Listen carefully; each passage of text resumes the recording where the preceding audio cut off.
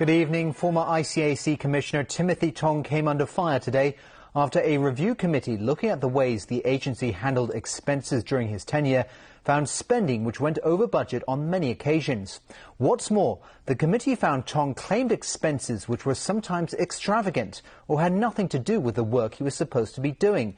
Jenny Lam reports. During his 5-year tenure, former head of the ICAC, Timothy Tong, was found to have breached regulation in at least 14 ways. He entertained 899 times. Of the more than 206 banquets he hosted, over a third exceeded the budget. He also claimed expenses 24 times for so-called personal entertainment, and a quarter of those were over the budget. Claims for promotional activities were twice over the budget.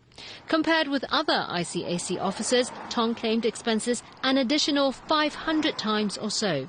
The ICAC apparently started entertaining guests with the Chinese spirit Mao Tai when Tong became commissioner. The Independent Review Committee questioned whether it was appropriate to discuss official matters under the influence of alcohol. It urged a return to the principle of frugality and avoid extravagance in official entertainment. Tong also spent more than $4 million during 35 duty visits, some of which had nothing to do with his official duties. For example, trips to Kunming and Chengdu on the mainland included sightseeing stops at the tourist destinations of Lijiang and Leshan.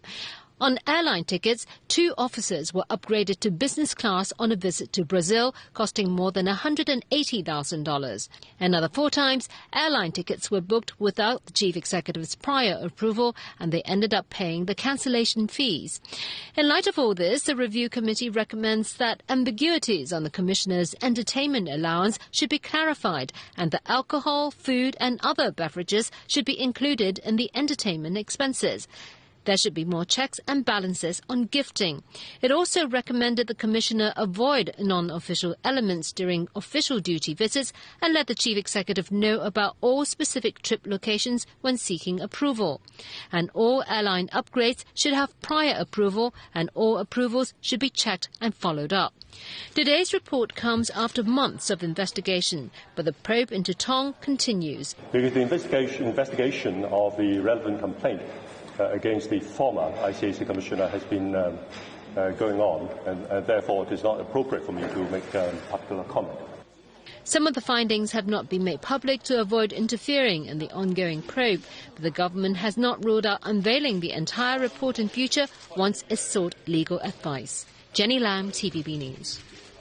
Well, the current ICAC Commissioner Simon Pei says he accepts the recommendations made in the report, but he stressed that some of the findings are problems with certain individuals and their personal decisions and have nothing to do with the usual practice of ICAC officers.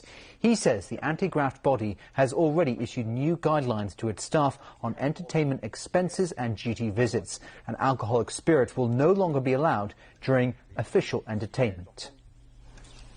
In Beijing, Vice President Li Yuanchao has told a group of visiting Hong Kong civil servants that discussions on the SAR's constitutional reform should be carried out in a rational manner that complies with the rule of law. He's also reaffirmed Beijing's support for Chief Executive Leung Chun-ying and his governing team.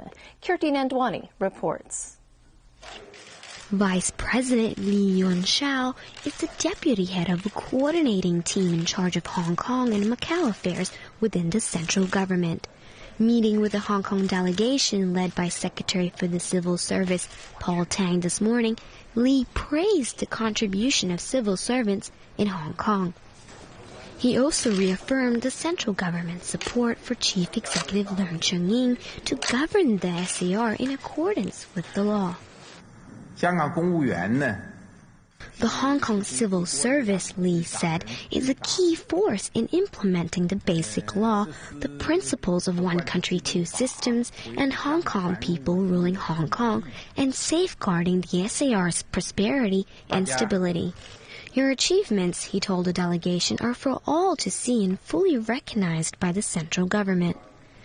Describing Hong Kong as being at a major juncture, he said the city faces challenges in economic development, improving people's livelihoods, pushing forward with democracy, and building social harmony. and that he believes takes a united effort, and Beijing is optimistic and confident of the city's future. According to the official Xinhua news agency, Li Yuanchao told the visiting civil servants that Beijing supports the pushing ahead of constitutional reform in Hong Kong in accordance with the Basic Law and relevant decisions of the National People's Congress Standing Committee. Discussions on the issue, he said, should be carried out in a rational manner that complies with the rule of law. Enhancing cooperation between the mainland and Hong Kong, he added, is in the interest of the people. It was 3 years ago that another delegation of senior civil servants from Hong Kong last went on a study tour of Beijing. Li Yuanchao said such exchanges are conducive to the civil servants' understanding of state affairs and will help them better serve the SAR and the country. Kirti Nandwani, TVB News. To the latest in the Syrian conflict now, diplomats are now working on a Russian proposal for President Bashar al-Assad's regime to turn over its chemical weapons that could prevent American military action. Diplomatic efforts are now in full swing 1 day after US President Barack Obama postponed a vote in Congress on military action against Syria. US Secretary of State John Kerry left today for Geneva, where he'll hold 2 days of talks with Russian Foreign Minister Sergei Lavrov. Kerry is trying to ensure that a proposal by Moscow to secure Syria's chemical weapons will be intrusive and enforceable. In this stage of the process, our goal here is to test the seriousness of this proposal, to talk about the specifics of how this would get done, what are the mechanics of identifying, verifying, securing, and ultimately destroying the chemical weapons. Meantime, the 5 permanent members of the United Nations Security Council met yesterday to discuss what to include in a new resolution that would require President Bashar al-Assad's chemical weapons stockpile to be secured and dismantled. Our collective failure to prevent atrocity crimes in Syria over the past 2.5 years will remain a heavy burden on the standing of the United Nations and its member states. I hope that the current discussions related to safeguarding Syria's chemical weapon stocks will lead to the Security Council playing an effective role in promoting an end to the Syrian tragedy. And Russian President Vladimir Putin has now made the case against a US strike. In a commentary in the New York Times, he made clear that would increase violence and unleash a new wave of terrorism. Putin also wrote, Syria is not witnessing a battle for democracy. There are few champions of democracy in Syria, but there are more than enough al-Qaeda fighters and extremists of all stripes battling the government. As for the UN report on last month's chemical weapons attack near Damascus that's triggering possible US military action, diplomats believe it would confirm the use of sarin gas during the incident. But the report, which is expected to be out next week, will not explicitly assign blame. To Spain now, where more than 1 million people showed their support for Catalan independence yesterday by forming one massive human chain. Protesters are pressing the Spanish government to allow Catalan people to vote on breaking away and forming their own country. It was an historic day in Spain as those for Catalan independence took to the streets to reaffirm their determination to form a free state of their own. Clad in yellow shirts and carrying red, yellow, and blue pro-independence flags, supporters joined hands to form a 400-kilometer human chain. The human chain was most evident in Catalonia's capital, Barcelona. That's where the masses passed through the city's main square, around the famous Sagrada Familia Church, and through Camp Nou Stadium, where the Barcelona football team plays. The demonstration was strategically held on the Catalan National Day holiday to show strength in numbers for those backing efforts to break away from Spain. Despite sharing many cultural traits with Spain, many Catalans claim deep cultural differences. Catalonia's regional leader has promised to hold a referendum on independence by the end of 2014. In the Catalan parliament, we have broad political majorities in this sense. We also have, as you will realize today, broad social majorities. So the commitment is to organize the consultation next year. And I hope that dealing with the Spanish central institutions, we will find a way to organize this consultation from the legal point of view. Polls show backing for secession has risen steadily in Catalonia, with some registering support as high as 50%. But the Madrid-based government is adamant holding a referendum vote would be unconstitutional. Prime Minister Mariano Rajoy and Catalan President Artur Mas have indicated their willingness to negotiate to end a year-long standoff over the referendum and bring greater tax powers to the region. Clashes between police and protesters in Turkey continued for a third straight night as demonstrators rallied in several cities over the death of a protester. Clashes broke out when protesters set up barricades on roads as riot police fired smoke grenades to disperse them. Nationwide protests continued following the death of a demonstrator in the southern province of Hatay on Tuesday. The 22-year-old man died at a demonstration against Prime Minister Tayyip Erdogan's handling of nationwide protests this summer.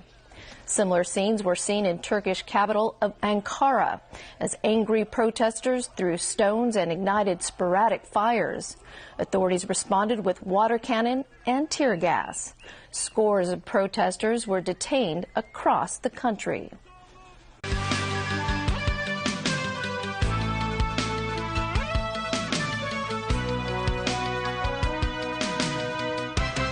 And welcome back to TVB News. The people of Macau will go to the polls on Sunday to vote in the enclave's Legislative Assembly election. A record 20 lists of candidates will be vying for 14 directly elected seats. Analysts believe those affiliated with community organisations that look after the welfare of grassroots residents could get the upper hand. Jenny Lam has this election preview. Once every 4 years, politics rather than gaming is the hot topic in Macau. Aspiring legislators, newcomers and incumbents alike are going all out to woo the voters. Incumbent Chen Man-kam is one of them. He has offered discounts and cash coupons at 2 supermarkets that he runs. Some were glad to get a free meal and a few hundred patakas worth of coupons.